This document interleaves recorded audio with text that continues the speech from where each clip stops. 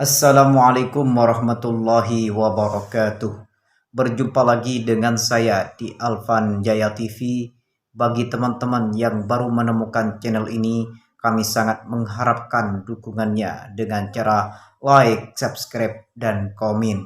Dan jangan lupa aktifkan tanda loncengnya sebagai tanda notifikasi. Selamat menyaksikan. Loncengnya sebagai tanda notifikasi.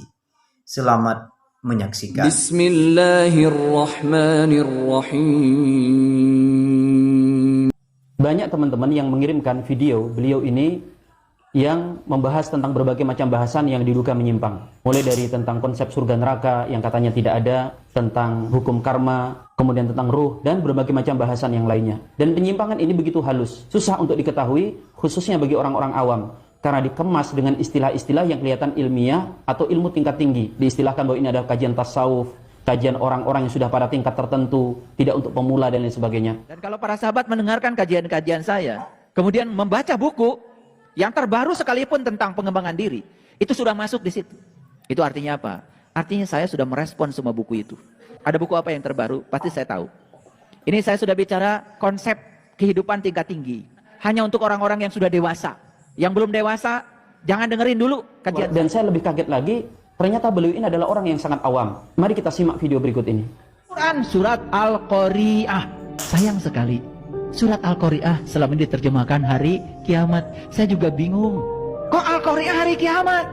Padahal Qari itu adalah pembaca laki-laki. Qari'ah pembaca perempuan. Pakai alif lam, itu kata benda. Menjelaskan bahwa Al-Qari'ah itu si pembaca. Jadi Al-Qari'ah itu artinya apa? Pembaca. Pembaca apa? Pembaca kitabmu. Kalau kalian sudah berhasil membaca kitab amalmu sendiri, kalian itu sudah jadi Al-Qari'ah. Mal-Qari'ah. Apakah pembaca itu? Wa ma adraka mal-Qari'ah. Tahukah apakah pembaca itu? Diulang 3 kali. Kesalahan yang beliau lakukan itu bukanlah sabkul kalam atau kepleset lidah. Kita tentu tahu bedanya orang yang kepleset lidah dengan orang yang memang salah paham, gagal paham, atau tidak paham. Jelas di sini beliau tidak bisa membedakan antara kata qoro'a dengan qoro'a. Antara qori, pembaca laki-laki, atau qori'ah, pembaca perempuan.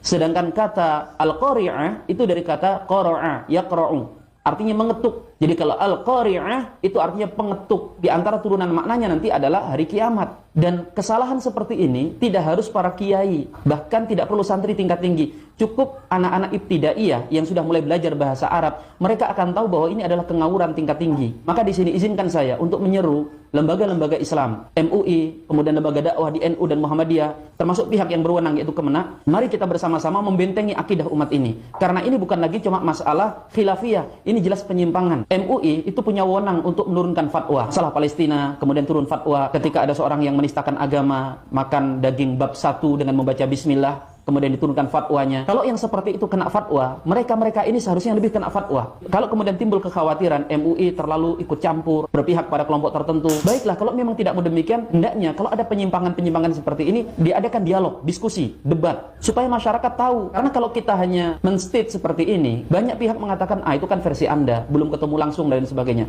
Kadang kami memberikan penjelasan sejelas-jelasnya bahwa pendapat ini menabrak bukan hanya mayoritas, bahkan kesepakatan para ulama. Itu saja masih ada yang bela. Maka alangkah baiknya kalau MUI, baik tingkat pusat atau daerah, jika ada pihak yang dicurigai menyimpang seperti ini, undang dalam meja diskusi, supaya masyarakat bisa mengetahui tentang penyimpangan pemikiran tersebut. Dan untuk membantah penyimpangan seperti ini, tidak butuh orang benar-benar alim. Biarkan kami, para santri-santri, para penuntut ilmu ini yang turun gunung. Dan saya sangat yakin, masih lebih banyak lagi mereka yang lebih siap daripada saya dengan keilmuan yang jauh lebih siap.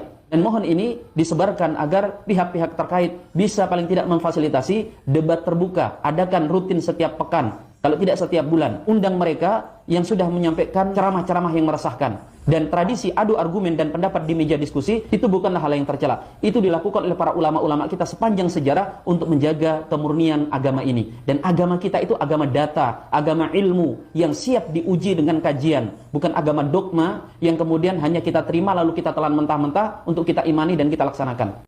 Banyak Jelas sekali, si Syekhul Karim ini sebetulnya kurang paham ilmu agama dan sok pintar. Buktinya tadi bahwa dia itu tidak menguasai bahasa Arab. Masa Qori'ah yang pakai ain artinya hari kiamat disamakan dengan qori'ah yang artinya si pembaca. Jadi untuk semuanya, janganlah kita terpedaya dengan ceramahnya yang sok alim, ahli tasawuf dan semacamnya, padahal ingin menyesatkan umat Islam ke jurang kemurtadan. Na'udzubillah. Semoga kita dilindungi dan selalu bisa menjaga iman kita tetap kuat dan kokoh. Amin ya rabbal alamin. Itulah tadi video ini, semoga bermanfaat. Akhiran, wassalamualaikum warahmatullahi wabarakatuh. Dan